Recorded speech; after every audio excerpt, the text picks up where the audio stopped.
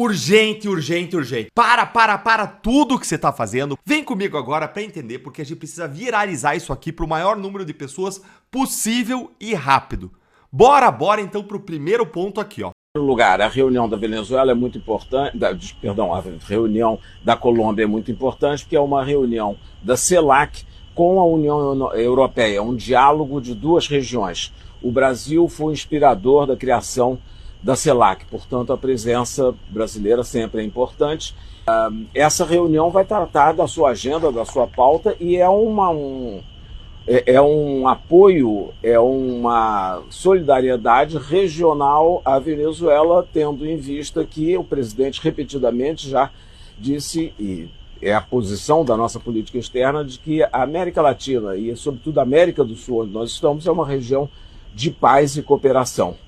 Com relação a... Não é possível, cara. Não é possível falar em apoio e solidariedade à Venezuela, porque, como a Carla disse, o discurso do governo até agora, do governo Lula, estava sendo de manter uma distância regulamentar da crise. Não, por óbvio, né, ignorando o fato de que os Estados Unidos estão em águas caribenhas ali, bombardeando barcos, com a mira voltada para o ditador Nicolás Maduro e para o presidente da Colômbia, o Gustavo Petro.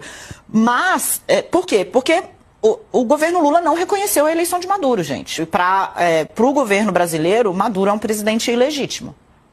Dito isso, eu fui entender com outros ministros que estão na COP, que estão com o Lula, falar, o que é isso? O Lula vai viajar para a Colômbia para prestar solidariedade à Venezuela? Quem disse isso? Eu falei, o ministro Mauro Vieira. Se usou a expressão solidariedade, usou errado. Não vamos necessitar disto. Nós precisamos tratar do crime dentro dos padrões normais da institucionalidade.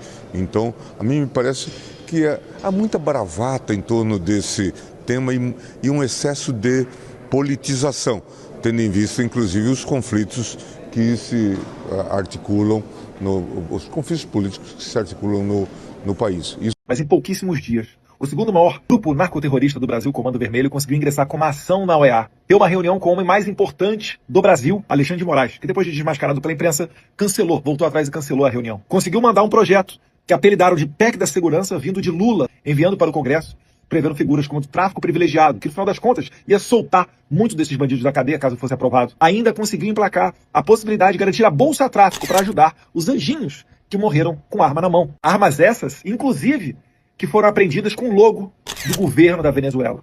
No meio disso tudo, gente, tem muita lavagem de dinheiro, tem muito peixe grande se dando bem, tem muito dinheiro indo para político através de caixa 2, como Marcos Valério denunciou no passado. E fluxo monetário passa pelo controle dos Estados Unidos.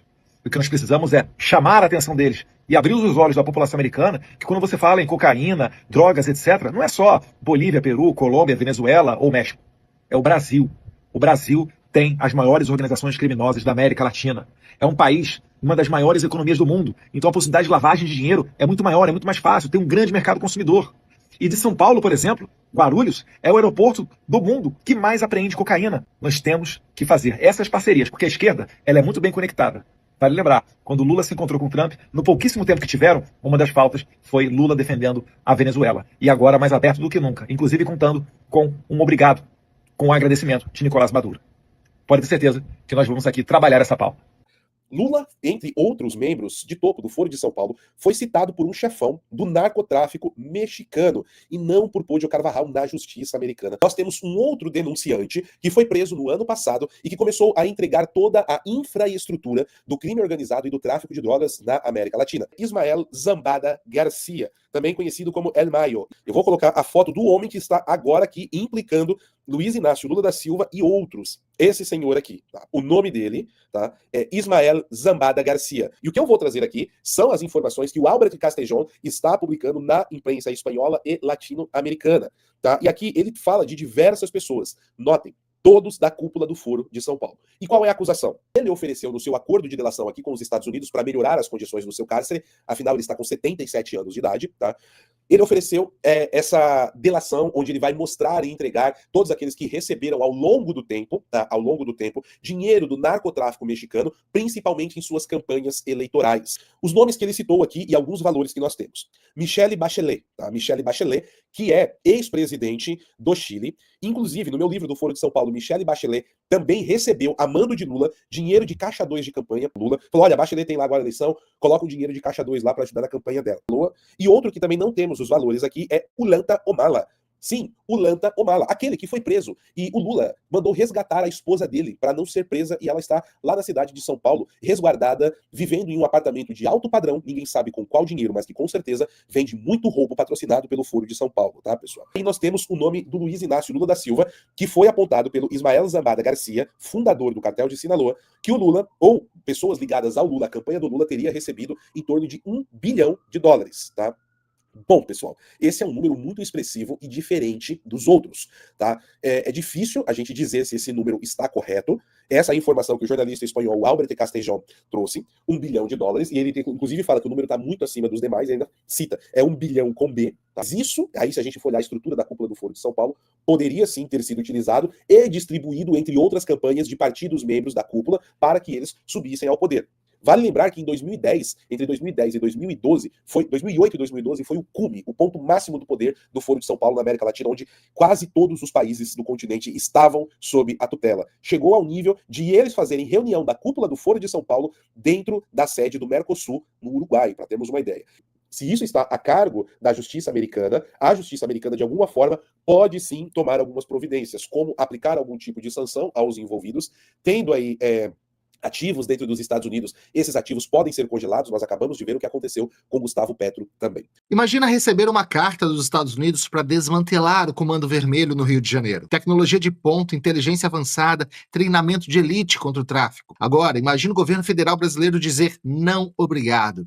Parece absurdo, não é? Pois é exatamente isso que está acontecendo. Bem-vindos ao Hub TNT e hoje eu quero destrinchar com vocês as contradições do poder com clareza e muita coragem. Eu sou Davi Aragão e hoje vamos mergulhar em uma carta do Departamento de Justiça dos Estados Unidos, enviado ao governador Cláudio Castro após a operação policial mais letal da história do Brasil. Vamos mostrar por que Lula rejeita essa ajuda, como a narrativa de soberania esconde conivência com o crime organizado e o risco real de o Brasil se tornar um narco-estado. Fiquem comigo, porque isso é grave e você precisa entender cada detalhe. Vamos começar pelo contexto. Na semana passada, dia 28 de outubro, o Rio de Janeiro viveu a Operação Contenção, uma ação policial histórica nos complexos da Penha e do Alemão, na Zona Norte. Foram 2.500 agentes policiais, 6 meses de planejamento, 100 mandados de prisão e 150 de busca e apreensão. E o alvo era a cúpula do Comando Vermelho, a maior facção criminosa do Brasil, que usa essas favelas como quartel-general para coordenar tráfico de drogas, armas e até lavagem de dinheiro em outros estados. O resultado foi impressionante, mas trágico: 121 mortos, sendo 117 suspeitos e 4 policiais. Mas também tiveram 118 armas apreendidas, 91 delas fuzis, e toneladas de drogas confiscadas. Agora entra a carta americana. O Departamento de Justiça dos Estados Unidos enviou uma comunicação ao governador Cláudio Castro, mais precisamente ao seu secretário de Segurança Pública. Para quem não sabe, o DOJ é a principal agência de justiça dos Estados Unidos, que inclui a DEA, a Administração de Combate às Drogas. Essa carta não é focada, é cooperação internacional séria. E por que isso? Porque o Comando Vermelho não é só um problema no Rio. Eles têm laços com cartéis mexicanos e também colombianos, exportando cocaína pelos portos de Santos e do Rio, movimentando bilhões de dólares anualmente. Isso afeta até os Estados Unidos, onde o tráfico financia atividades que eles classificam como terrorismo doméstico aqui na América. Mas o que o DOJ efetivamente está oferecendo para o Rio de Janeiro? Inteligência avançada, como rastreamento de comunicações e fluxos financeiros, treinamento para polícias estaduais em táticas antitráfico e até apoio logístico, como já fizeram na Operação Narcos Gold em 2023, que desbaratou redes do PCC. Para Cláudio Castro, que enfrentou o crime sozinho no Rio de Janeiro depois do governo federal negar apoio para essa operação, essa oferta é uma chance de ouro. Mas aqui vem o problema. Qualquer ação de força estrangeira em solo brasileiro, mesmo que seja só treinamento ou tecnologia, precisa do aval do governo federal. E Lula nessa história inteira? Obviamente, a gente nem precisa dizer qual que vai ser a resposta para esse oferecimento de ajuda. Mas por que seria muito difícil para o governo federal aceitar a ajuda do governo dos Estados Unidos? Porque para o PT e para o governo Lula, traficantes são vistos como vítima da sociedade. Ontem, dia 4, Lula chamou a operação de matança desastrosa e pediu investigações federais contra o governo do Rio. Ignorou que o Rio de Janeiro pediu ajuda antes. 3 solicitações de GLO com apoio das Forças Armadas foram negadas pelo ministro da Justiça, Ricardo Lewandowski. Ele disse que o pedido não foi espontâneo. E o resultado disso é que Castro teve que agir com 2.500 policiais estaduais, sem reforço federal, sem recursos suficientes para enfrentar o tráfico, e pagou um preço alto. Vidas foram perdidas e críticas internacionais contra ele. Mas a operação foi um sucesso em números. 113 prisões, toneladas de drogas fora de circulação, armas apreendidas. E o principal de tudo, o apoio da população. Então, por que o governo federal vira as costas para isso? E é aqui que a coisa fica mais complicada. Vamos falar de soberania. Em 2025, o presidente americano Donald Trump anunciou as tarifas de até 50% sobre produtos brasileiros, como aço e alumínio. Lula foi rápido. Em entrevistas ao New York Times em redes sociais, ele gritou que isso era um desaforo e que a soberania brasileira é inegociável. Disse até que sem soberania o Brasil não existiria. E olha, faz sentido defender nossa economia, mas dá uma olhada para o que está acontecendo no Rio de Janeiro. Segundo o Instituto de Segurança Pública do Rio de Janeiro, mais de 20% da cidade é dominada por facções como o Comando Vermelho. Áreas como a Serra da Misericórdia viraram verdadeiros narcoterritórios, onde o Estado não entra sem negociar com traficantes. E isso é de fato soberania? Não, isso não é soberania, isso é conivência. Enquanto Castro celebra 80% de aprovação nas favelas, por enfrentar o Comando Vermelho, Lula prefere a narrativa de que traficantes são vítimas de um sistema opressor. Ele nega blindados, tropas federais e recursos para operações como a contenção, mas não hesita em bater de frente com os Estados Unidos por tarifas. Isso é uma soberania seletiva, firme contra o Washington, mas frouxa contra o crime organizado que controla comunidades inteiras por todo o Brasil. E sabe o que é pior? Essa narrativa de vítima não é nova. Ela vem de uma visão ideológica que romantiza o crime e ignora o terror que ele impõe a moradores de favelas, que, segundo o Datafolha, apoiam operações como essa que ocorreu no Brasil. Então, por que o governo federal trava esse combate? Se soberania é proteger o Brasil, por que não começar protegendo o povo do Rio de Janeiro do terror diário imposto por fuzis e barricadas? Ou será que soberania só serve para discursos internacionais, quando está na frente das câmeras da ONU? Mas agora eu quero conectar alguns pontos com vocês. Combater o crime organizado no Brasil não é só uma questão de polícia. Essa é uma batalha contra uma rede de interesses que trava qualquer ação efetiva. Logo após a Operação Contenção, o Supremo Tribunal Federal, o STF, marcou presença no Rio de Janeiro. Alexandre de Moraes foi pessoalmente para audiências com Cláudio Castro, num claro ato de intimidação. No mesmo dia, o Tribunal Superior Eleitoral, TSE, acelerou o processo de cassação contra Cláudio Castro por supostas irregularidades eleitorais de 2022, que já estava parado há mais de um ano no tribunal. Isso é apenas coincidência? O processo estava parado, mas de repente virou urgente. Isso é um recado claro para o governador do Rio de Janeiro. Cuidado, Carlos Castro, ou então nós tiramos você dessa cadeira. E essa pressão não vem só do STF ou do TSE. Organizações como a Anistia Internacional, com apoio de setores da esquerda brasileira, condenaram a operação como chacina. A ONU, por meio do Alto Comissário de Direitos Humanos, chamou de massacre. A mídia em peso brasileira e internacional amplifica esse discurso. Violência excessiva, abuso policial, isso sem falar nos especialistas de universidades, que dizem que operações como a contenção são espetáculos políticos. Ignoram as 118 armas apreendidas, as toneladas de drogas, 113 prisões. Tudo isso é reduzido apenas à violência estatal. Por trás disso tudo, há uma narrativa. O traficante é uma vítima social e o Estado é o vilão. Mas onde estão as políticas sociais que tiram o fuzil das mãos do crime? Elas não existem. Essa retórica só serve para deslegitimar quem tenta agir. E o pior, o crime organizado já infiltrou as instituições. Lembra do escândalo de 2019, quando a Lava Jato revelou ligações de deputados com o PCC, financiamento de campanhas, lobby e até conivência direta? Isso não é teoria da conspiração, é documentado. O crime não precisa de fuzis para vencer, ele já está dentro do sistema. Essa é uma teia muito bem montada. Enquanto o Comando Vermelho se organiza, quem paga o preço são os moradores das favelas, das comunidades, reféns do tráfico e os policiais que arriscam suas vidas todos os dias. E a esquerda prefere atacar Castro a enfrentar o problema real da criminalidade no Brasil. Isso não é exclusivo do Rio de Janeiro, isso se espalha por todo o Brasil. Diversos estados estão hoje sob domínio do crime organizado, que avança no Brasil sem freios, sem nenhum enfrentamento. E justamente por isso, esse é o momento que a gente precisa olhar para o futuro. Sem ações sérias, o Brasil caminha para se tornar um narco-estado. Isso significa permitir que o Brasil se torne um país onde o crime organizado controla não só territórios, mas instituições inteiras, economia e até mesmo a política. Isso parece exagero? Não é. Segundo a Polícia Federal, o Comando Vermelho e o PCC movimentam juntos mais de 20 bilhões de reais por ano. Portos como o de Santos do Rio de Janeiro são rotas globais de cocaína para a Europa e para os Estados Unidos. Favelas como da Penha e do Alemão viraram bases de operação internacionais.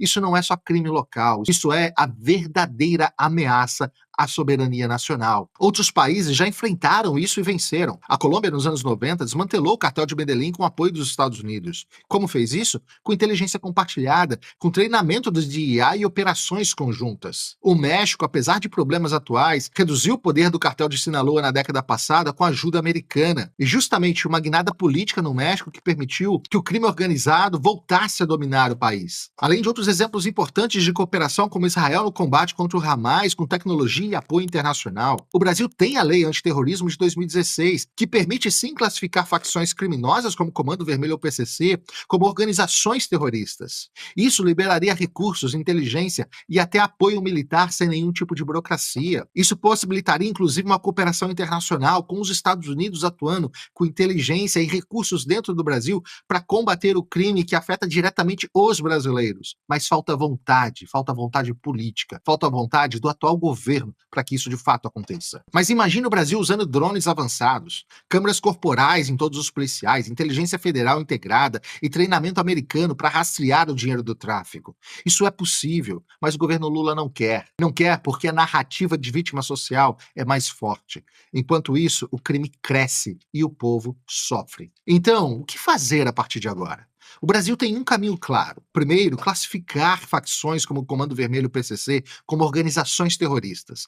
A lei permite, só falta coragem de fazer. Segundo, investir pesado em inteligência, blindados, câmeras corporais e treinamento. E terceiro, aceitar ajuda internacional, como é ofertada agora pelo Departamento de Justiça americano. Não é abrir mão da soberania. Pelo contrário, é defender a soberania nacional, recuperando o controle do nosso território que hoje está nas mãos do crime organizado. Outros países, como a Colômbia, já fizeram isso e venceram. Está na hora do Brasil olhar seriamente para esse grande problema que assola a população. Mas precisa ficar claro que o maior obstáculo hoje para o combate contra o crime organizado no Brasil é a falta de vontade política do atual governo e dos setores da esquerda brasileira. Eles preferem a narrativa de que o crime é um problema social, a enfrentá-lo como uma ameaça à nação. O resultado disso é que as favelas viram fortalezas do tráfico, portos viram rodovias da droga e o Brasil flerta com o status de narco-estado. Não podemos mais aceitar isso. Aqui no Hub Tiniti, a gente acredita que a verdade liberta. Conhecimento e informação é essencial para que as pessoas possam tomar decisões importantes sobre a vida. E é justamente por isso que nós trazemos aqui esse tipo de conteúdo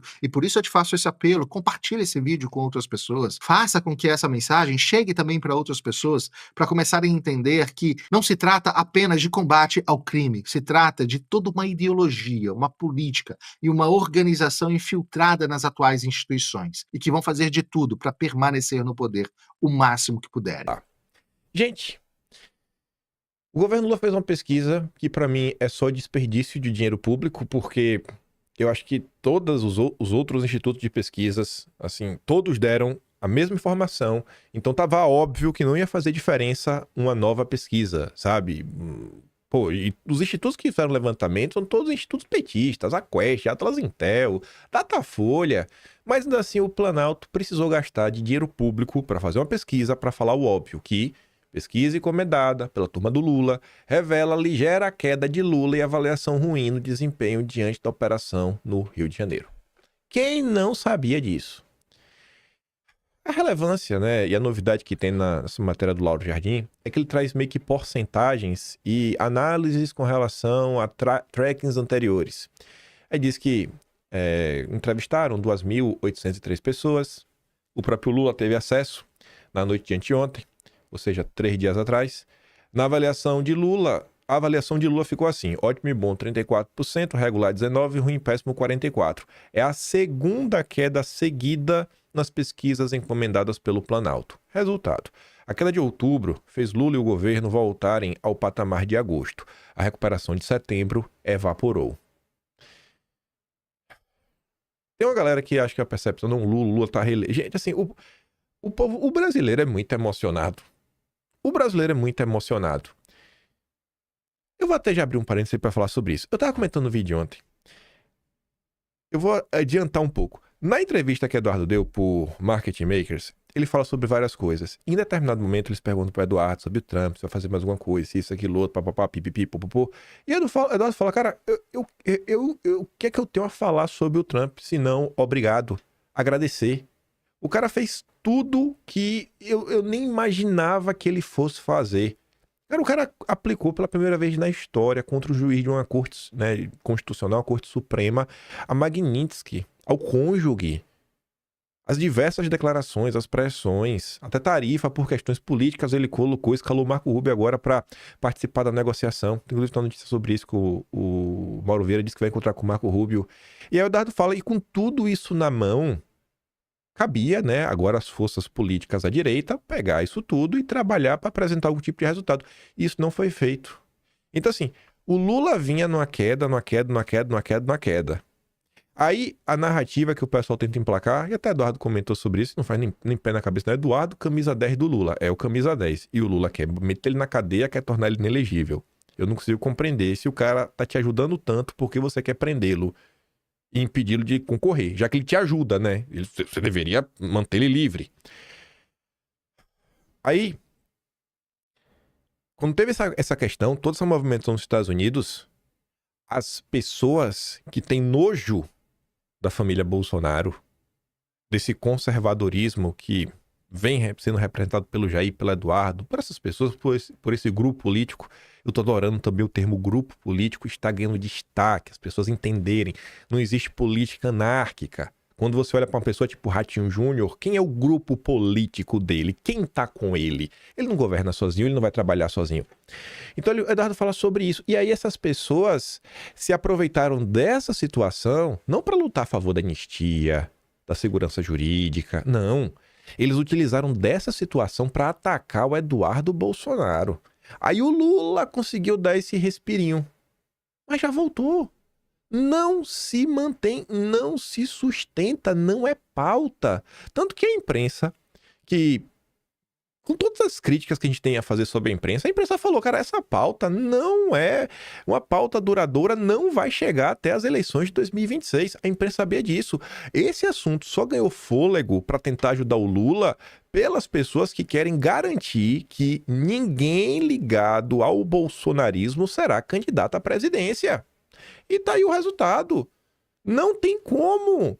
Sabe, só sendo um louco morando no Brasil com violência, baixos salários, qualidade de vida que só piora, preços que só aumentam, olhar pro governo e falar, não, eu vou votar no Lula de novo porque eu quero é mais miséria pro meu país. Pelo amor de Deus, gente.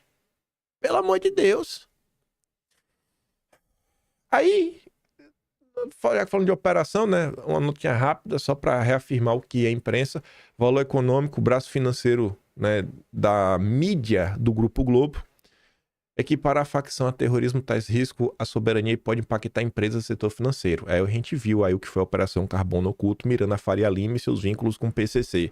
Realmente, tem que se ter medo realmente de classificar o PC como um comando vermelho. Já pensou? A Faria Lima para o terrorismo? Eita, aí não pode, né? Cláudio Castro dobra a aposta e diz que tem agendadas mais 10 operações contra o crime organizado. E aqui tem um spoiler de algo que a gente vai falar na frente, né? Um tenta reconstruir pontes em Brasília, o outro derruba barricadas no Rio. De quem Renato está falando? Quem está tentando reconstruir pontes? O derrubar barricadas no Rio, a gente sabe que é o Cláudio Castro, né? Mudando de pau pra cacete, mas ainda falando da esquerda. Vocês viram quem se elegeu, né? Para prefeito de Nova York. Guilherme Boulos. Versão brasileira Herbert Richards. É o Madame. Com essa foto aqui, vocês já conseguem imaginar toda a agenda que ele carrega. O filho do Soros está lá, né? Muito orgulhoso de ser um nova-iorquino. O sonho americano continua. Parabéns, prefeito. Aí, matéria de julho agora. Soros canalizou 37 milhões de dólares para o Working Families Party e outros grupos de esquerda que apoiam Mamdani. Aqui só a notícia para você entender, né? A galera do lado de lá, velho, joga, mas com tudo que eles podem e o que eles também não deveriam poder. O jogo é sujo demais. Aí imagina como é que não vai ser essa administração. Imagina como é que não vai ser essa administração. Imagina essa galera que adora falar que Trump é radical, que fica de muita gritaria, que não tem diálogo. Imagina como é que essa galera vai falar desse governo. Vamos ver se esse governo vai manter um tom neutro e de diálogo com a administração Trump ou vai bater de frente. Eu tenho uma resposta para isso, mas a gente vai falar na frente. A coisa é tão surreal que o rapper 50 Cent, como tá aqui, vocês podem ver, né? O Oliver Noronha postou, até o rapper 50 Cent jogou a toalha após a vitória, né, do muçulmano comunista Zohran Mamdani para a prefeitura de Nova York. O povo de lá atingiu um nível irracional de ódio pelo próprio país, né, pelo próprio Trump. É a mesma coisa que acontece no Brasil. É esse mesmo fenômeno que a gente observa contra Eduardo Bolsonaro, contra Carlos Bolsonaro, contra Jair Bolsonaro, e que vem crescendo muito dentro da direita, e essas pessoas se acham, né, gênios. Eles sabem de tudo, os maiores analistas políticos do país. Olha o resultado lá fora. E a turma não consegue entender que eles estão fazendo o mesmo no Brasil. Olha quem também celebra e inclusive mostra que quando esteve em Nova York pela última vez se encontrou com o Mamdani, Gustavo Petro. Vai ser uma administração maravilhosa. Maravilhosa. Aí vai ter a COP e Lula decide ir à Colômbia para discutir Venezuela antes da COP30. A decisão de Lula de ir à reunião de CELAC na Venezuela antes da COP foi confirmada à coluna pelo chanceler Mauro Vieira. A Renato fala, né, rapaz, como é que a Febraban Faria Lima consegue acreditar num acordo entre Lula e Trump para reduzir tarifas se toda a ação diplomática do governo vai na direção contrária dos Estados Unidos? Não parece a postura de quem quer aliviar o tarifaço, e muito menos de quem está disposto a conversar, ainda mais com a possível prisão de Bolsonaro no horizonte. Como criar clima para diálogo quando o próprio governo trabalha para incendiar a relação? Como é que anda, né, a química entre Lula e o governo Trump? Já saíram algumas matérias ali ainda no final de outubro, né, quando tá dando para frente. Aí sai nas últimas horas que a gente vai ter um encontro, mas não se sabe o que vai ser desse encontro, né? Mais uma reunião. Mas até então, primeiro vem a Veja para falar. Itamaraty vê clima esfriar para nova conversa com os Estados Unidos sobre tarifaço. Depois da reunião de Lula e Trump, ficou acertado que Mauro Vieira, Haddad e Alckmin fariam uma reunião em Washington com seus homólogos americanos, o Marco Rubio, o Scott Bessent e o Jamieson Greer. O encontro, no entanto, segue sem data para acontecer. Havia expectativa de que as negociações pela reversão do tarifaço forem retomadas nesta semana, mas fontes da diplomacia brasileira relataram a Haddad que o cenário atual é de silêncio no rádio. E não há nenhuma movimentação para viabilizar uma reunião na capital americana. Reunião mesmo, que você vai lá para discutir esse assunto. A questão, então você vai com tempo, você vai com agenda, você vai estar lá, né, na casa dos caras para resolver. Até então não tem nenhuma data. Aí vem a Veja de novo. A química Lula-Trump desandou. O motivo do desânimo sobre o tarifaço nos bastidores. A diplomacia brasileira e um momento de espera tensa. A tentativa de Lula de reconstruir pontes com os Estados Unidos parece ter parado no meio do caminho. O encontro presencial entre os dois líderes, tratado como um marco de reaproximação, ainda não deu fruto. Foi só uma foto. As conversas que deveriam avançar rapidamente rumo a um novo acordo comercial esfriaram e, por enquanto, o telefone não tocou. Enquanto o Planalto tenta reativar as tratativas, Trump tem se concentrado em temas mais sensíveis à política americana. China, tensão no Oriente Médio, ações militares contra o narcotráfico na América Latina. Segundo Benedito, que é o analista da Veja que está falando sobre isso, qualquer nova conversa entre Lula e Trump inevitavelmente vai abordar a crise na Venezuela. Tema incômodo para o governo brasileiro, que tentou se posicionar como mediador, mas acabou isolado. Se Lula ligar, é provável que Trump queira discutir a Venezuela, e não sei se Lula está disposto a se aprofundar nesse assunto agora. O cenário, portanto, é de distância calculada. O discurso de cordialidade e de relações entre as duas maiores democracias do Ocidente serve por ora para conter danos e preservar a imagem de diálogo, ainda que o conteúdo das negociações continue no limbo. Aí vem o Gadelha.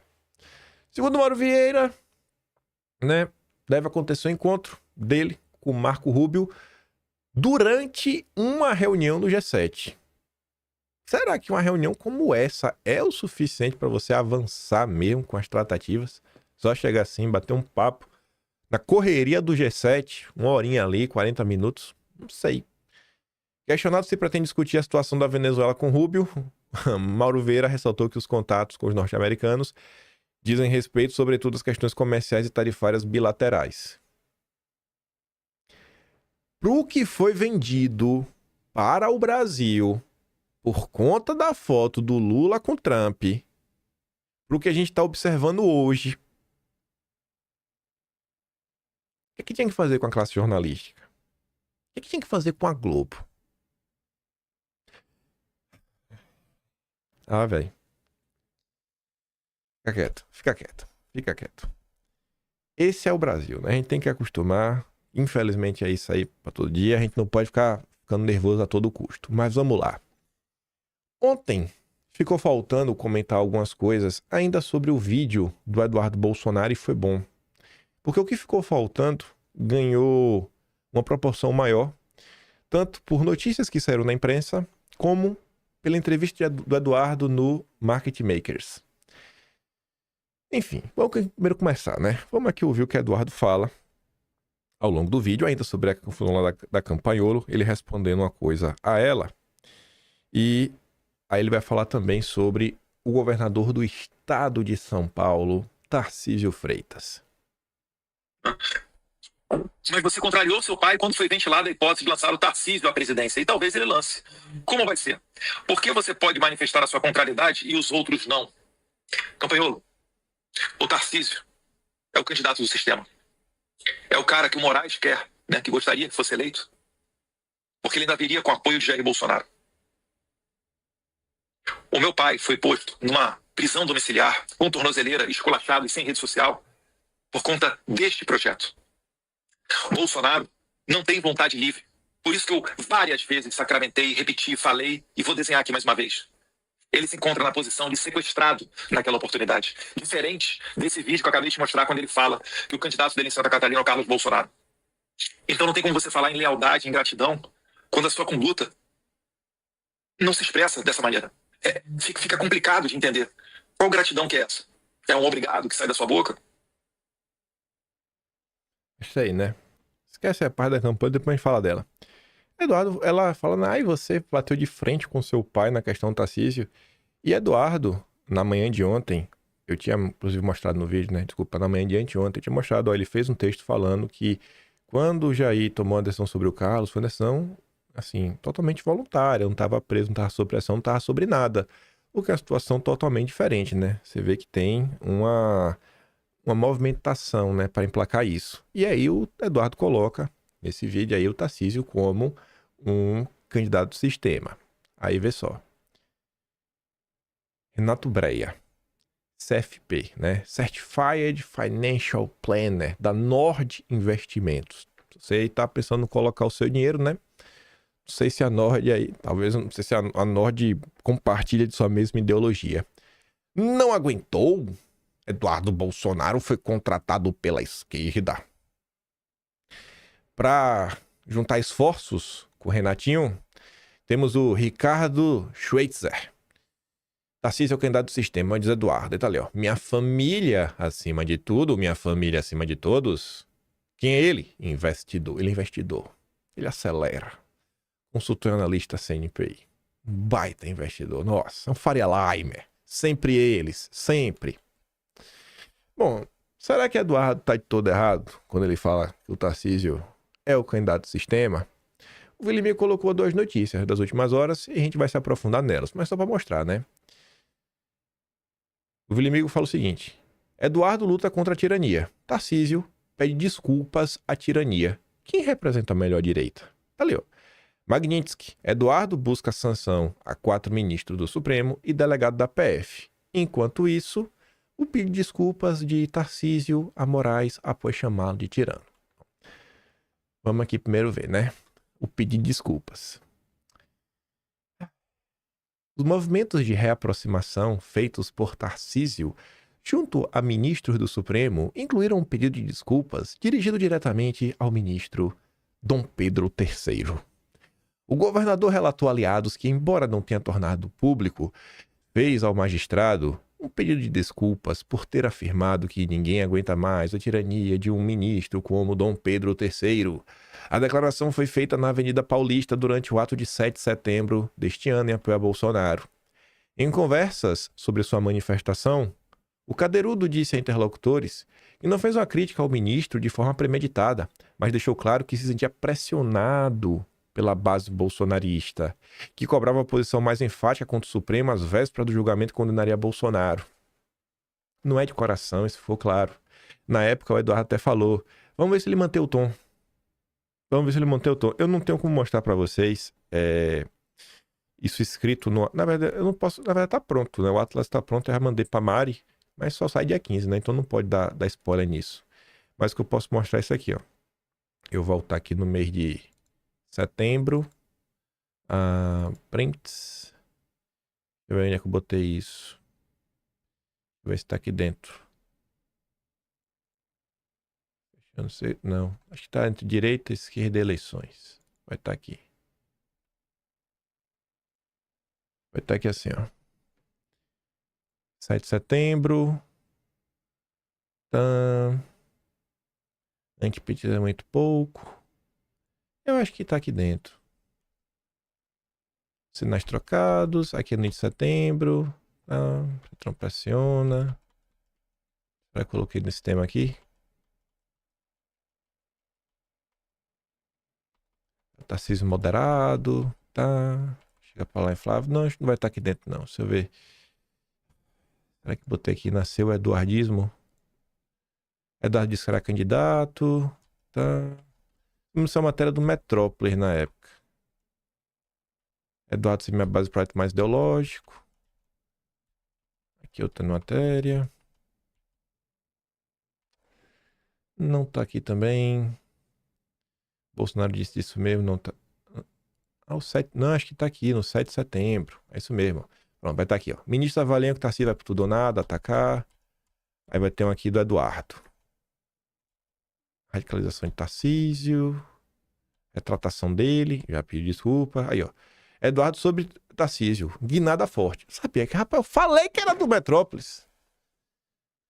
Eduardo declarou a coluna. As críticas de Tarcísio, né? São uma guinada forte, rapaz. Fico feliz. Em que parece que esse guinado um tanto quanto forte. Acho que agora a gente tem que ficar em observação para ver se isso aí será mantido. E não ficou mantido, né, Eduardo? Não só não ficou mantido, como ainda pediu desculpas. O Cadeirudo, né? Esse Cadeirudo tá demais, viu? Esse Cadeirudo tá demais. Pessoas próximas ao Cadeirudo afirmam que ele relatou estar ciente dos riscos de se indispor com a corte. Quais riscos, Tarcísio? Tu podia explicar pra gente? Não entendi. Que risco é esse? Mas calculou que conseguiria reconstruir as pontes com os ministros com mais facilidade do que se recompor com o bolsonarismo. Isso aqui é verdade. Isso aqui é verdade. E isso aqui talvez seja a parte mais importante de tudo isso daqui. É isso. Talvez isso aqui seja até a coisa mais importante de todo o vídeo de hoje, sabe? Vocês não se valorizam. Vocês não se respeitam. Vocês não se respeitam. Vocês, bolsonaristas, não se respeitam. Porque a pessoa pode fazer, pintar, bordar, tirar proveito de vocês. Deu 2 gritinhos contra o Lula, um grito contra Dom Pedro III, vira herói. E ele sabe, ele pode te apunhalar pelas costas depois. Se ele voltar, falar 2 vezes o nome de Bolsonaro, vocês perdoam. Fazem o bolsonarismo de gato e sapato porque sabem que o bolsonarismo não se respeita. O bolsonarismo não se respeita. O bolsonarismo abraça qualquer um, sabe? Assim, tá sempre mendigando por atenção em busca de um herói. Isso aqui devia chamar a atenção de vocês. E isso é real. A classe política enxerga o Bolsonaro dessa forma. No final do dia, é tipo de eleição. Rapaz, bota aí, velho. No final do dia, eles vão ter que votar na gente ou eles vão votar no Lula. Eles não vão votar no Lula. Então, eles te fazem de refém. O bolsonarismo precisa se valorizar. Se nem o bolsonarismo se valoriza, gente, quem que vai se valorizar? Todo o empenho de vocês, todo o esforço de vocês, todo o tempo que vocês despendem aí assistindo coisas, lendo, pesquisando, ajudando pessoas, sabe? Falando com pessoas no local de trabalho, na diversidade, no grupo de família, assim, dispondo, brigando. Vocês têm que se respeitar, pô. Essa percepção ela tem que acabar. Tem que ser assim, ó, é melhor tu brigar com o Supremo do que tu brigar com o bolsonarismo. Quando a gente chegar nesse ponto, pode ter certeza que a vitória vai estar muito próxima, ou então a vitória já vai ter chegado. No dia que o povo tiver mais medo de brigar com o bolsonarismo que de brigar com o Supremo, a gente já venceu. No mês seguinte à sua fala, Tarcísio iniciou esforços para restabelecer as relações com o Supremo. Além de uma agenda com o Fachin, ele participou de um almoço com o decano do tribunal, Gilmar Mendes, na semana passada, conforme informou o site Metrópolis. Fazendo um hospital inteligente, estava aquela Ludmila Rajal, sei lá, que tentaram colocar no Ministério da Saúde, atacou o governo Bolsonaro durante o Fica em Casa, aí tava lá. O Igor Gadelha, inclusive, já tinha trazido informação antes da Bela Megali, né? Tarcísio e Moraes voltam a se falar após crítica no 7 de setembro. Dias após dizer na manifestação que ninguém aguenta mais a tirania, Tarcísio ligou para o magistrado para justificar a declaração, segundo amigos em comum dos dois. O governador, de acordo com relatos, disse que não havia planejado o ataque e o fez no calor do momento. Tarcísio também indicou que não voltaria a tecer críticas públicas a ministros do Supremo. Assim, quando o Eduardo fala é o candidato do sistema, é o candidato do sistema, do a quem doer, sabe? Gente, é o candidato do sistema, acabou, sabe? Mas ele tá mais à direita do que à esquerda. Em alguns temas, em alguns. Aí, Eduardo voltou a ser notícia por conta da questão do Tarcísio. Isso daqui aconteceu e chamou minha atenção antes de se tornar público. Eduardo Bolsonaro insiste que é candidato a presidente e volta a atacar o Tarcísio. Ataques, né? De ataque.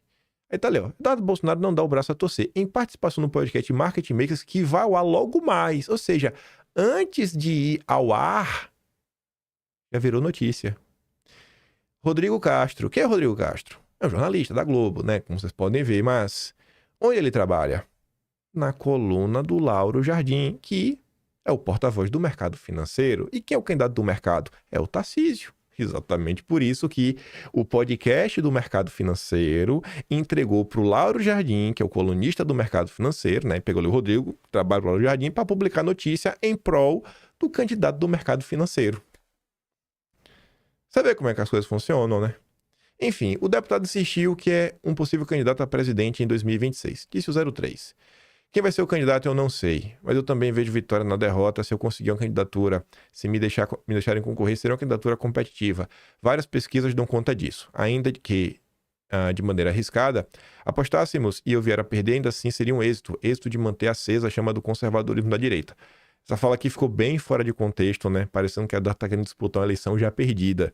Não é isso. A Eduardo está falando de várias coisas. Aí no meio do podcast ele fala sobre isso, que assim, cara, ainda que eu dispute e perca, ainda tem vitória nisso. Ele comenta, né, sobre a questão de você realmente manter acesa, fortalecer este movimento que já vem desde lá de trás. No podcast, Eduardo disse que existe um projeto que quer enterrar o Bolsonaro e o bolsonarismo para colocar um candidato que esteja pintado de direita. E citou nominalmente o Tarcísio. Passaram a apresentar Tarcísio como sendo esse candidato. Tem algumas diferenças de visão política com o governador. Não está na mesma prateleira de um petista, mas não o coloco na mesma prateleira que eu. Dentro do jogo político, ele acha que já tem todos os votos da direita e busca apoiar o centro e até por vezes uma brecha com a esquerda. Ele não tem nenhum secretário conservador bolsonarista. O Tarcísio sendo eleito é uma vitória da direita? Não é. A fala do Eduardo é um pouco mais longa e temos o vídeo. Vamos ouvi-lo. Essa fala aqui é muito boa. Acho que vou dar umas pausadas.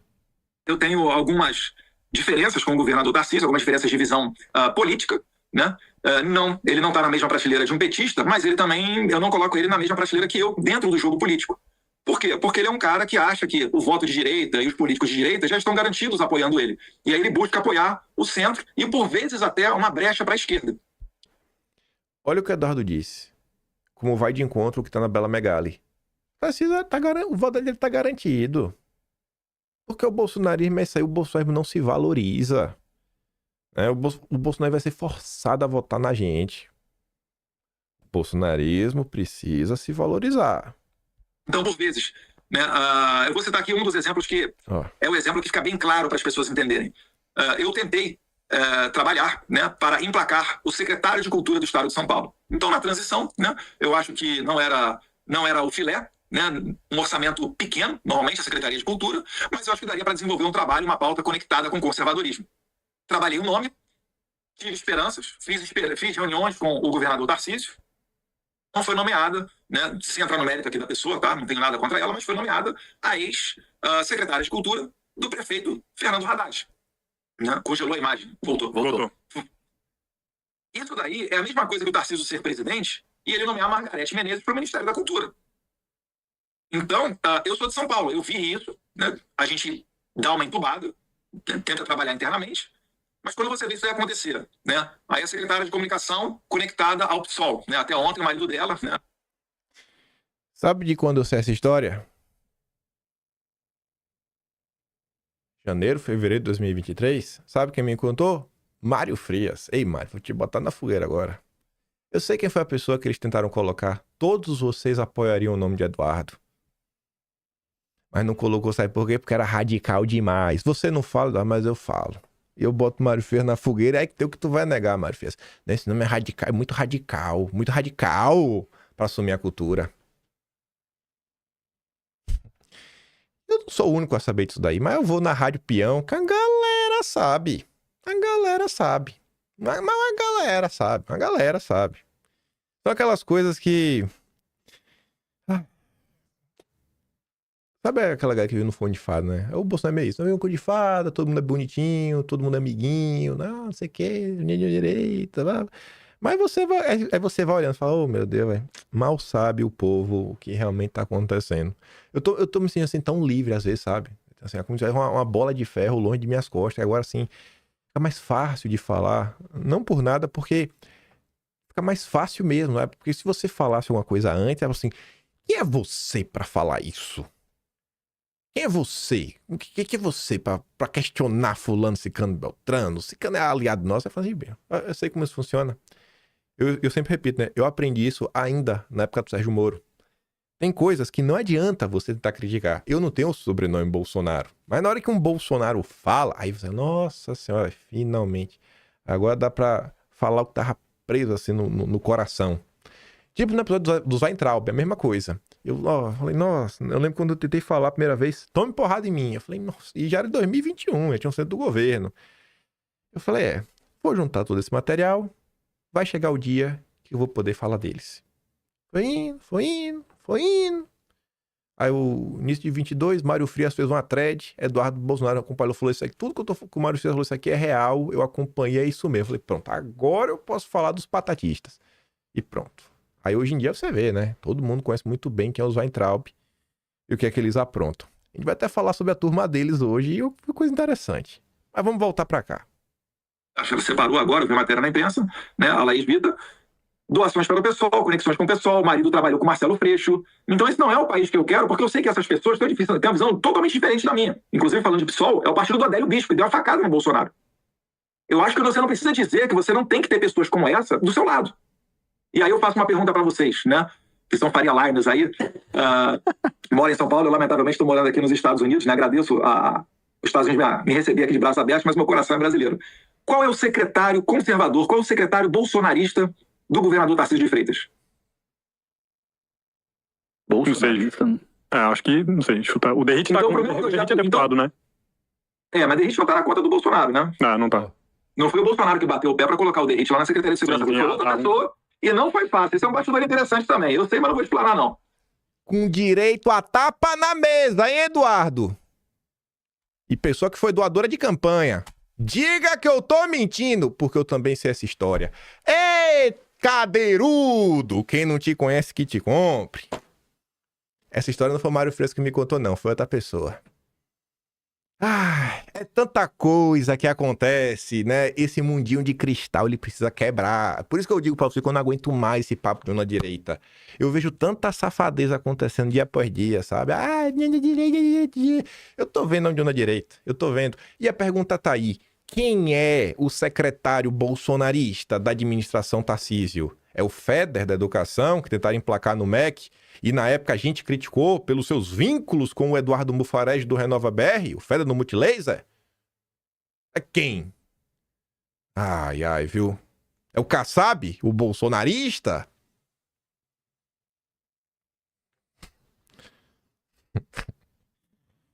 Vamos continuar. Mas eu queria dizer o seguinte: o Tarcísio sendo eleito, isso é uma vitória da direita? Não. Isso daí é visto com bons olhos pelo pessoal da Faria Lima por causa da gestão do Tarcísio. Ele é conectado ao pessoal da Faria Lima. Isso é bom até determinado ponto, tá? Você ter um trânsito com o mercado financeiro, né? Ele é uma pessoa que não é vinculada a escândalos de corrupção, legal. Mas a gente já passou da fase de ser antipetista. A gente está na fase das proposições, da falta positiva, na construção de um projeto Brasil. Então, nesse sentido, o Tarcísio, com todo respeito por melhor gerente que ele possa ser, não lhe serve. Porque se for para colocar um cara que vai botar, né, a ministra da Cultura para manejar a Lei Rouanet, a Dir Blanc, né, padrão Margarete Menezes, que não vai fazer o serviço que tem que ser feito, que é priorizar o interesse dos brasileiros e bater de frente com o establishment, eu não vejo muito sentido nisso. O final dessa fala é que eu mais gostei, né? E o tom de Eduardo ao longo do podcast foi basicamente esse. Sinto que nós estamos aqui também, né, influenciando parte do debate. Por que eu falo dessa história, gente? Não basta ser antipetista, vai ser muito pouco. Tem que ser realmente antissistema. Eduardo fala, não dá pra ser só antipetista. E tem a questão propositiva. Se você parar pra assistir, eu realmente recomendo. E não é toda entrevista do Eduardo que eu elogio, não. Eduardo escreveu recentemente um texto pro Gazeta do Povo, eu achei uma porcaria. Tanto que eu nem comentei, porque se tivesse que comentar, eu ia reclamar do início até o fim. Nossa, tem umas coisas assim que fica cada vez pior. Tem um momento que Eduardo citava o Eugênio Godinho. Eu falei, meu Deus do céu, Eduardo. Deixa eu te contar o que é o Godinho, sabe? Vamos aqui. Não é querendo ser pretencioso, não. É porque assim, tendeu a ser histórico, mostrando a gente Godinho, que já aprontou, sabe? Ao longo da história brasileira, né? Tá aí toda a turma de golpista ao longo dos tempos. Então assim, se quando é pra... Eu só consigo falar que algo é bom quando eu realmente acho que algo é bom. Só tô falando por causa disso. Eu realmente recomendo a vocês. Eduardo conseguiu falar sobre uma gama grande de assuntos. Eduardo conseguiu falar de uma forma que, ainda tem alguns cacuetes, algumas coisas, você vê que, bicho, no frigir dos ovos, ele tá falando assim, cara, não dá pra gente continuar essa mesma fórmula de sempre, sabe? Esse liberalismo aí tacanho, vamos privatizar tudo mais. Ele questiona a questão das privatizações, ele questiona o papel do empresariado, o papel do governo na economia, fala sobre questões de pós-liberalismo, fala sobre reindustrialização, fala sobre entender, cara, que movimento é esse que o Trump tá fazendo de comprar Intel, sabe? Pô, isso não é normal. O governo está estatizando uma empresa de ponta, de tecnologia. Como assim? O que é que está acontecendo? Então, ele está listando várias coisas. Você vê que é inegável. Você pode odiar o Eduardo Bolsonaro. Você pode estar aqui me assistindo e você odeia Eduardo Bolsonaro. Mas você parar, assistir e não chegar na conclusão até o final de que, poxa, o Eduardo Bolsonaro, eu odeio ele, mas ele está aprendendo algo novo. Ele está amadurecendo. É impossível você não falar isso. É impossível você não falar isso. E todos os temas ele fala na boa. É o que dou minha pirraçada. Mas ele fala na boa, né? Então, como vocês estão vendo aí. Aí faz pergunta, coloca. Conseguiu trazer muitas analogias simples, sabe? Que as pessoas comuns conseguem entender. Tá melhorando. Melhorando. Ainda tem muito a caminhar, mas tá melhorando. Melhorando mesmo. Fiquei muito positivamente surpreso, e a entrevista foi boa porque esses dois rapazes, eles deixaram o Eduardo falar bastante. Fora que no final do podcast, aqui subindo parênteses, ainda ficaram falando de mim, porque eu fiquei reclamando deles com a entrevista do Disseu. Não só isso, né? Também sou grato que o dossiê do Castelo Branco só se deu por conta deles. Acho que é o Salomão, que o da esquerda bateu a foto. Falei, rapaz, isso aqui rende uma ótima história. A mesma turminha do Disseu. Enfim, aí falaram lá, Eduardo até pediu pra eles votarem em mim, né, Best? Aí eles falaram que eles iam votar em mim se eu divulgasse a entrevista deles. Óbvio que eu ia comentar, fazer algum recorte em vídeo, né? Mas, olha só pra isso daqui. O que a Eduardo tá falando, não basta ser antipetista. Tem que peitar o sistema de verdade. Quando você tem um grupo político. O Eduardo fala muito também sobre grupo, política é grupo. O Eduardo também deixa claro que está, assim, né, dissertando, tentando escrever alguma coisa, botar ideias mesmo no papel. O Eduardo mesmo compartilha isso, ó. Justiça da Bolívia anula a condenação de Janine Rodrigues, né? Janine Rodrigues o nome dela. Ué, Anis. Eu jurava que era Janine Rodrigues. Talvez tenha outro nome além de Anis. Enfim. Anis deveria ter passado por um julgamento de responsabilidade, procedimento que exige aval prévio do Congresso, em vez de julgado como cidadão comum. Aí o Eduardo diz, ó. A ex-presidente da Bolívia, gente, Anis, condenada por golpe de Estado, atos antidemocráticos, teve seu processo anulado devido a violações legais. Alguma dúvida de que a anulação ilegal do processo de Bolsonaro também ocorrerá? Isso aqui está acontecendo por quê? Porque houve mudança real, né, do país. Não foi só de governo, é de país, de direção que o país está caminhando. Ganhou realmente um candidato que não é, a primeiro momento, né, o outro lado da moeda, alguém que realmente está numa posição contrária à turminha do Evo Morales. E aí, essa notícia, lá atrás tinha dito, que a gente vai voltar a falar do Mandani, lá vem um flautista de Genebra. Mandani ataca Trump em primeiro discurso, defende migração e direitos sociais. A esquerda não tem medo de se posicionar. E quem também não tem medo de se posicionar é o bolsonarismo. A gente vai regredir, vai voltar no tempo agora e vai agora ficar com medinho, medindo palavras para não desagradar fulano, ciclano, beltrano.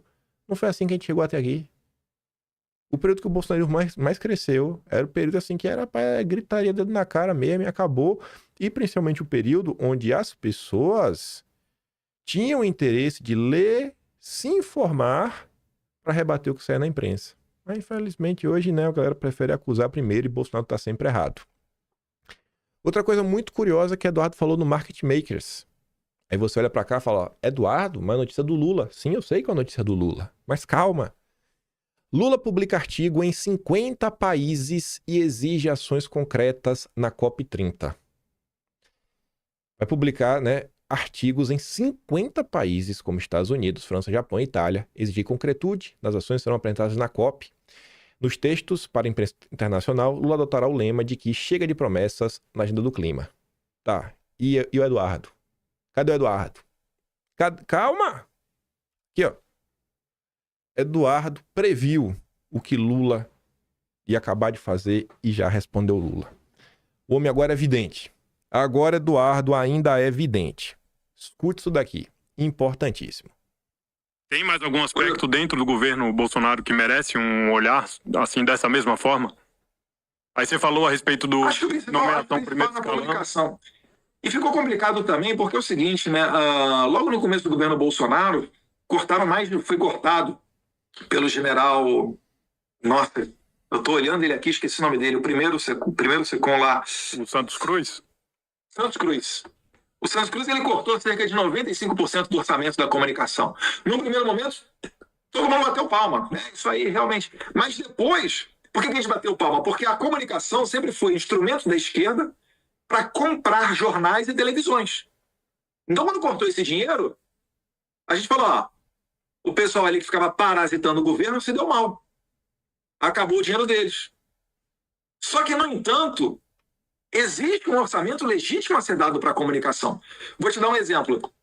Quando o Macron começou a acusar o Brasil de tocar fogo na Amazônia, não, o Brasil não, né? Quando ele começou a acusar o Bolsonaro de tocar fogo na Amazônia, que é uma maneira um pouquinho sofisticada dele para evitar a concorrência do nosso competitivo agro, que ele morre de medo dos produtos agrícolas entrarem na França, porque vão dar um trabalho danado para os fazendeiros dele, né, franceses. Eu tive uma reunião, se não me engano, estava também o ministro do Meio Ambiente, o Ricardo Salles. E alguém deu uma ideia da gente colocar os nossos argumentos, que são muito bons e são verdadeiros, para a narrativa internacional puxar um pouco para o nosso lado, para não deixar correr tão solto a ponto do Brasil quase tomar um boicote. O Macron chamou uma reunião de emergência do G7 sem o Brasil para tratar de Amazônia. E quem defendeu o Brasil foi o Trump. O Trump defendeu o Brasil naquele momento ali. Então o Macron queria colocar essa narrativa adiante para embasar um boicote e alguém sugeriu que a gente comprasse uma meia página ou uma página de jornais internacionais, né? Um The New York Times, né? Le Monde, The Guardian, Washington Post, qualquer um desses, né? Para tentar causar ali um contraponto. E a gente não tinha. Simplesmente não tinha orçamento para isso. Calma que tem mais o vídeo.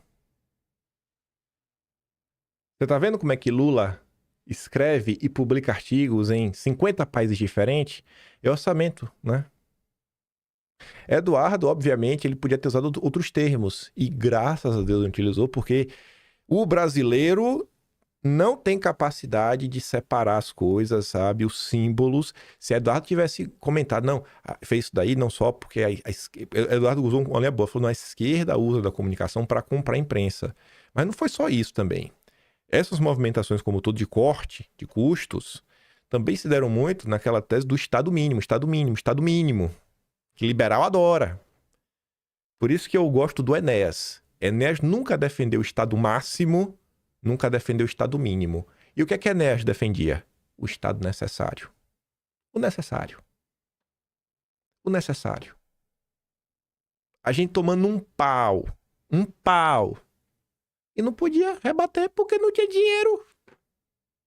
Tu acha que a imprensa vai publicar um artigo teu de graça? Vai. Não é assim que funciona. Tu é quem? Tu é o Lula. Tu acha que isso aqui é de graça? Mas vamos voltar aqui pro complemento do Eduardo. Seria legítimo, seria uma pauta que converge com o interesse do povo brasileiro, converge com o setor produtivo agrícola, e a gente ficou de mãos atadas. Então, são alguns pontos que você só pode falar agora depois da experiência de ter vivido isso, né? Deus me privilegiou dando a oportunidade de ver de perto como é que é a vida de um presidente honesto. E eu vou te falar, é desgastante, é complicado, mas esse aprendizado me fez abrir os olhos para poder enxergar mais adiante. É por isso que eu falo, não basta ter um governador só nominalmente de direita. Tem que ter uma construção de um projeto de país. Tem que ter, né, uma possibilidade de você evitar isso que a esquerda faz, de lawfare, de assassinato.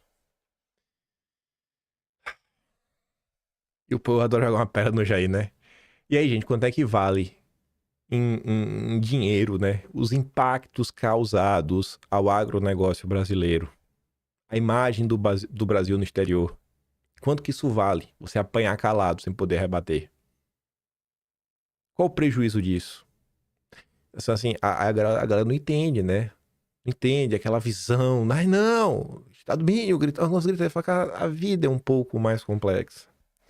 A vida é muito mais complexa do que o pessoal às vezes tenta vender. Eu escrevi assim, ó, na política talvez a única regra que vale para quase tudo é estar sempre contra a Globo. Tirando isso, tudo tem nuances, complexidades, perspectivas. Escuta esse relato sobre gastos com comunicação e veja os impactos que essa medida financeira acabou causando. E o Santos Cruz no final do dia ainda foi demitido do governo, né? E ajudou na perseguição da direita. Mas nada como tempo e com aprendizado. Eu tô adorando ouvir Eduardo falar de pré de país, porque eu falava que minha meta era a gente discutir isso, porque em algum momento, quando olhasse para a sociedade, quem tá discutindo pré de país, iam falar, ó, aqueles ali podem ter, mas estão discutindo. E cá estamos nós. Vencemos. Como eu tinha dito, né? Íamos falar rapidinho dos Weintraub. Estou passando ontem no Twitter e eu vi uma série de prints do Bolsonaro, tá meio sumido, que eu achei muito bacana. Bolsonaro coloca, fã do Weintraub debateu e conseguiu perder pro Grok, a inteligência artificial do Twitter. Eu acho que isso aqui nos ajuda não só a entender o governo Bolsonaro, olhar as complexidades do dia a dia da presidência da República e entender não só a despolitização das pessoas, mas o ódio irracional. Eu comecei a dar uma olhada, né, nas postagens. Aí eu botei aqui de forma mais organizada. Grok, Bolsonaro não avançou em liberdades, ao contrário, ele acabou com a liberdade do povo brasileiro. Essa informação, gente, que eu acho que nem precisa, né, explicar, porque vocês entendem muito bem que isso é uma mentira sem pé nem cabeça. Mas o Grok foi lá e respondeu para Sandra Wendy Weintraub. Ela usa o nome dos Weintraub, ela nem é Weintraub. Imagina o nível de idolatria.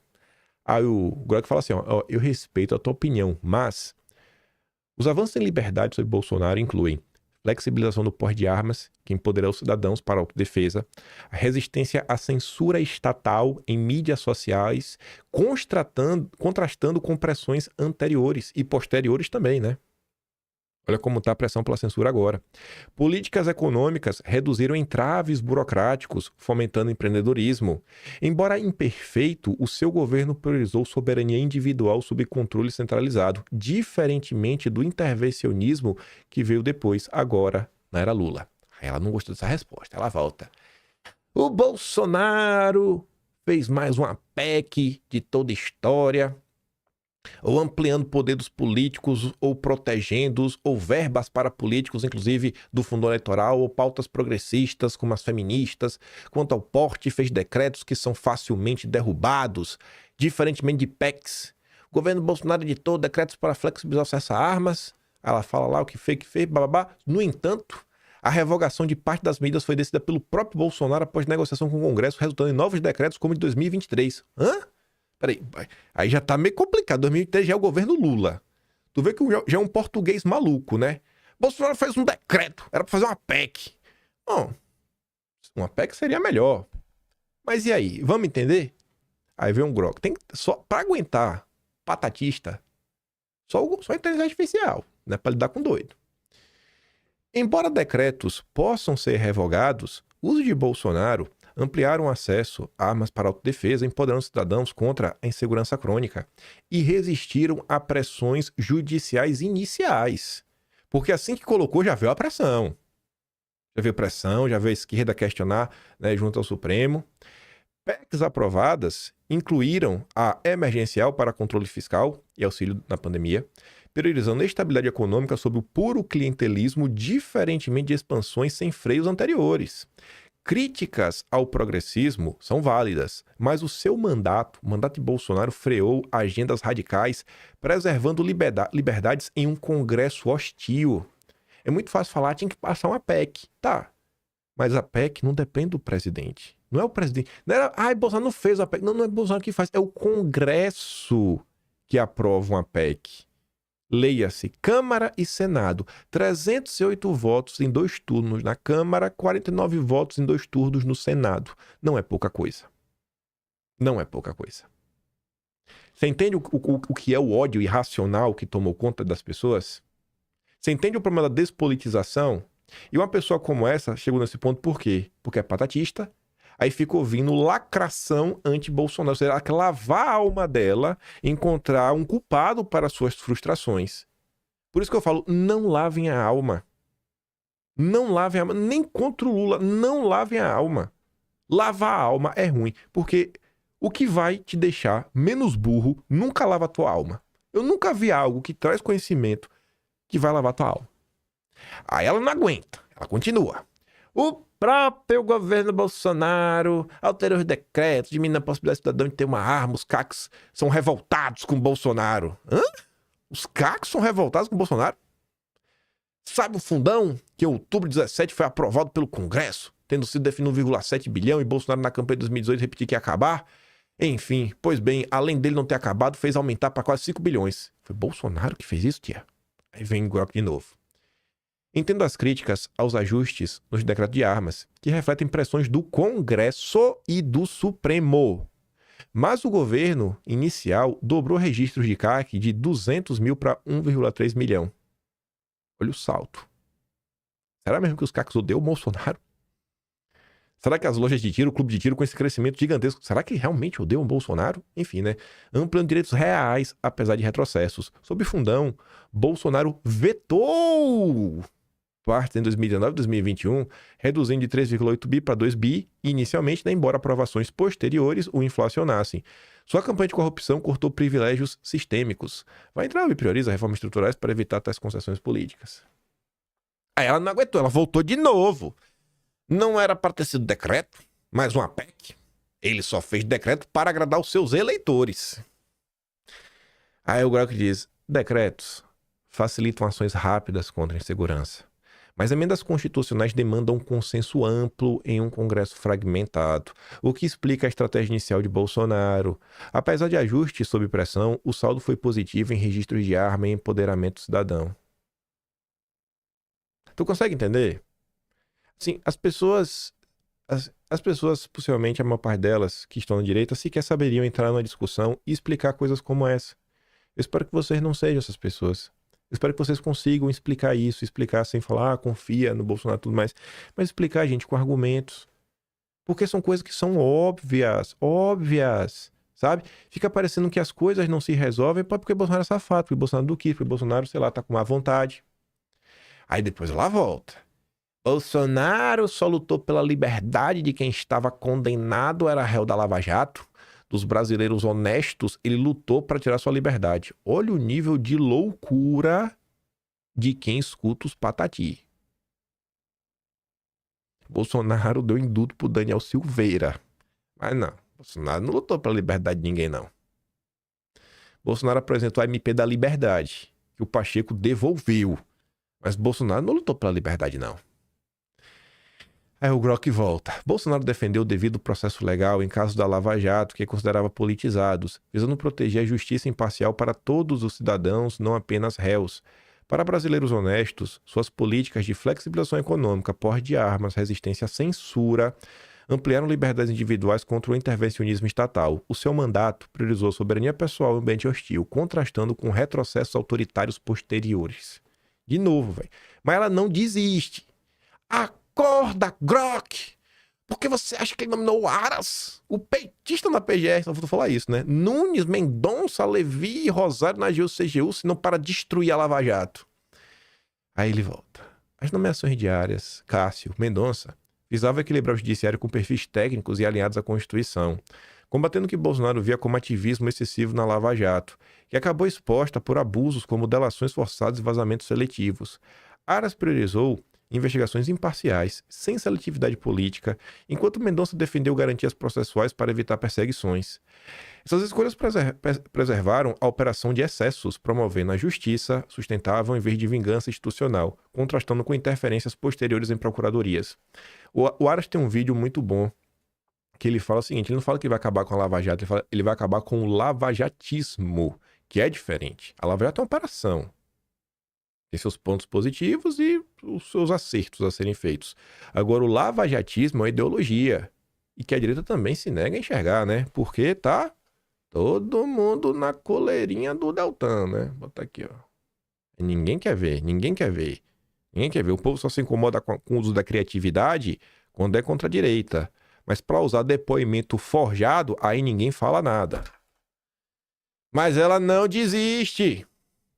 De onde você tirou isso? O bicho, claro, era acabar com a Lava Jato. Os três sempre foram petistas, pronto. Tudo petista. Entrou o argumento do petista na PGR. Eu não tirei de lugar nenhum específico. Eu baseio-me em fatos públicos sobre suas trajetórias profissionais e decisões judiciais. Nenhum dos três tem histórico de militância no PT. Aras era procurador independente com foco legalista, sem filiação partidária ao partido. Nunes Marques tem conexões regionais variadas, inclusive nomeações por Lula em cargos menores, mas também PSDB, mas vota de forma técnica do Supremo. Mendonça é evangélico calvinista, ex-advogado-geral com defesa ferrenha da Lava Jato em fases iniciais. O declínio da operação resultou de nulidades processuais decididas pelo plenário do Supremo, expostas por abusos como delações coercitivas e vazamentos, não de uma conspiração isolada, né? Não foi Bolsonaro que acabou aqui, quer reclamar do Supremo. Indicações visavam equilíbrio contra ativismo seletivo, promovendo justiça imparcial em vez de caça seletiva, o que beneficiaria honestos ao evitar lawfare contra qualquer um. E ela não desiste. Aí ela manda 4 links, Aras, Marques e Mendonça. Esses links apontam interações profissionais ou sociais antigas, comuns no judiciário, sem evidência de filiação petista. Aras organizou o lançamento de livro 2013 por amizade, atuando depois com independência na PGR. O Aras é conhecido como o engavetador oficial da República, o cara que engavetou tudo contra Bolsonaro. Como é que esse cara é petista? Se o PT quer matar Bolsonaro. Mendonça elogiou Lula em 2002, mas criticou corrupção petista devido à Constituição e disse que o primo de Mendonça é laço familiar não ideológico. Já o Cássio teve nomeações lulistas, né, rotineiras via lista tríplice. Indicações visavam contrabalancear ativismo seletivo, uma justiça imparcial que evitava abusos contra honestos. E ela não desiste, ela volta, ela é patatista. Por isso que eu digo, adianta a gente conversar Adianta pregar a união da direita? É maluco. Com maluco não dá mais, não tem mais tempo em 2026. Já chegou 2026. Entrar pra lá pra ter coesão no grupo. E o grupo andar junto. Não dá mais pra ficar nessa ilusão de união da direita. Não dá. É gente doida. Isso aqui é só um exemplo de vários que você pode tentar explicar por que se votou Hugo Mota, por que se votou Alcolumbre, a importância de comissão. E eles não querem aprender. Eles vão te falar, melhor perder de pé do que ganhar de 4. Melhor perder de pé que ganhar de 4. Comissão não serve pra nada. Sabe? Não adianta, velho. Não adianta. Você tem que conversar com quem quer ouvir, porque não é maluco. Aí vai, ministros não podem ser filiados a políticos. Aras e boa parte da sua família ligado ao PT desde sempre. Os que restam são PSDB, ou seja, a mesma coisa. Pergunte aos baianos. Pergunte, Grok, pronto. Olha o nível da loucura. Vai pedir pra inteligência artificial perguntar pra um baiano. Interna que essa daí esqueceu os remédios. Quem é que você vai entrar o bicho, tá, viu? Oh, meu Deus do céu. Aí devia ter um aviso, viu?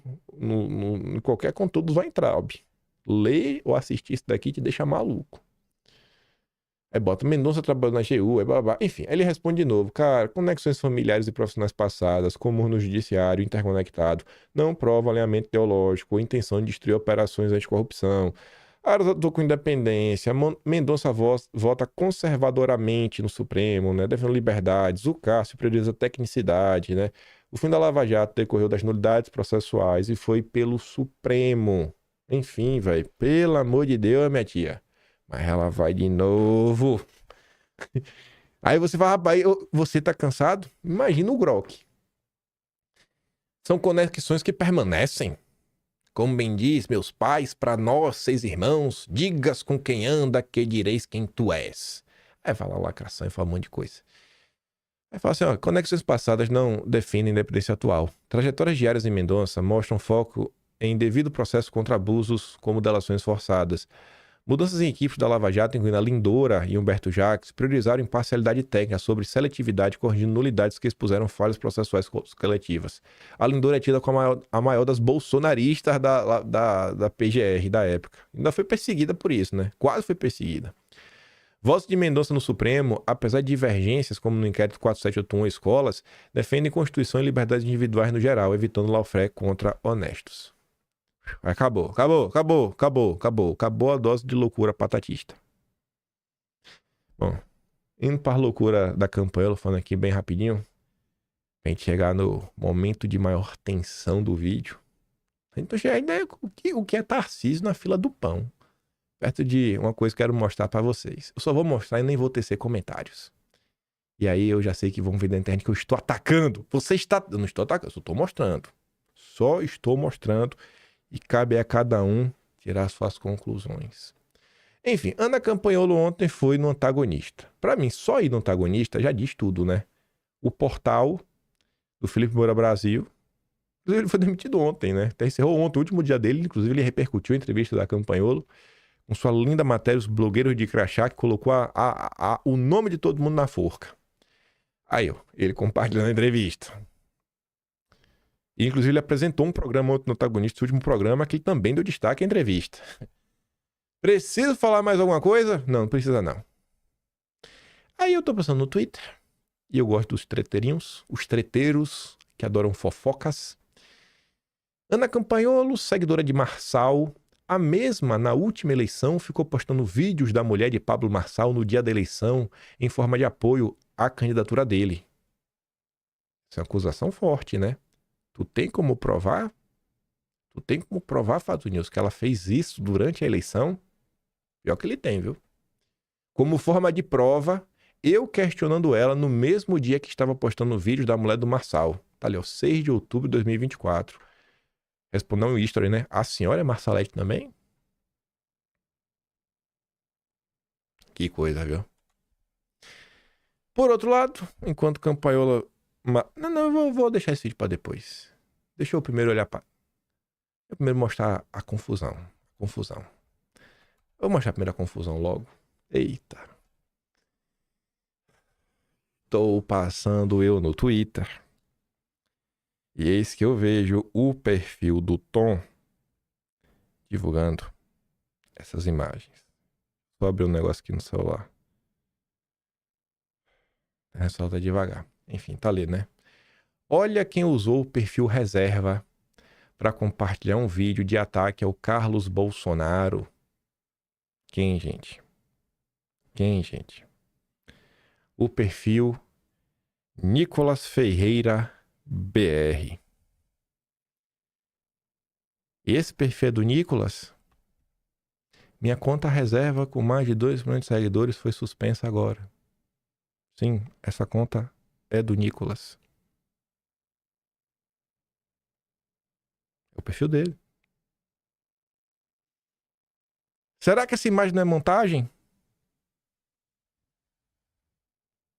Olha aí. Vou atualizar. Olha, atualizando. Oh, atualizou, tá vendo? E se clicar, abre, ó.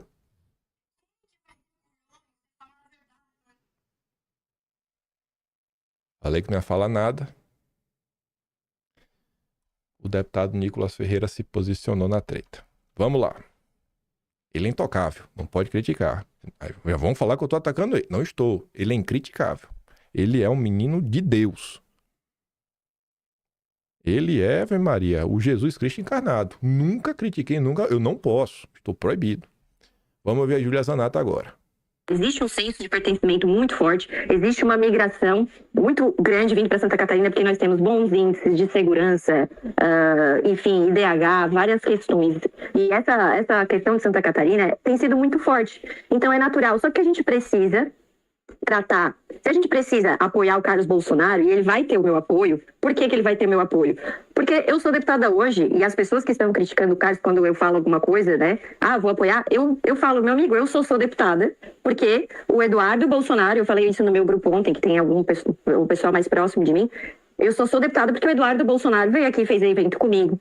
O Eduardo Bolsonaro falou no Pânico um dia, é por isso que eu ando com pessoas como a Júlia Zanata, porque eu confio, porque eu sei que ela vai no clube de tiro comigo, que ela não vai me trair. Aí o pessoal fala, mas tu foi competente na tua eleição, tá sendo competente no teu mandato. Sim, mas eu poderia ser a mais competente na minha eleição, tá? Isso é do fundo do meu coração. Eu falo em qualquer lugar, mesmo se o Eduardo ficar bravo comigo com alguma coisa, eu vou falar pro resto da vida isso. Eu poderia ser a mais competente da eleição, em 2022, mas as pessoas não iam me dar assim, bola. Ele deu publicidade e disse assim, agora faz a tua parte. Eu fiz a minha parte, fiz uma boa campanha, sei organizar a campanha, tudo. Mas ele me deu luz. Ele disse, essa aqui é da minha confiança. E aí as pessoas me deram crédito. Você entende? Teve um dia, até contei pra ele, que eu liguei, eu tinha o cadastro, antes de eu ser deputada, eu fiz o cadastro das pessoas, tal, enfim. Eu liguei, falei, eu sou candidata, tal. Não, eu já sei, eu já vou votar em ti, porque eu vi o Eduardo Bolsonaro falando de ti. Então isso deve ser reconhecido. E aí, tá? Mesmo as pessoas que estão criticando a vinda do Carlos, eu entendo, e eu não acho que a gente vai ganhar esse debate, já falei isso internamente. Nós não vamos ganhar esse debate enfiando goela abaixo. Não vamos. Nós temos que construir. Isso precisa ser construído. E eu já falei com o Carlos recentemente, vou ajudar a construir isso. Vou ajudar a construir. Grupo, gratidão. Deus te abençoe, Júlia Zanata. Eu adoro ver esse tipo de coisa, sabe? Adoro ver esse tipo de coisa. Eu valorizo isso aqui mais do que qualquer coisa. Mais do que ter rede social com milhões de visualizações. Que no final do dia, né? Falta de gratidão das pessoas hoje é algo que, graças à internet, nos permite fazer com que as pessoas nunca esqueçam de onde elas vieram. Precisamos de mais Júlias e menos campanholos. Aí, vamos ver o que tá aqui na mensagem, né? Aqui, ó.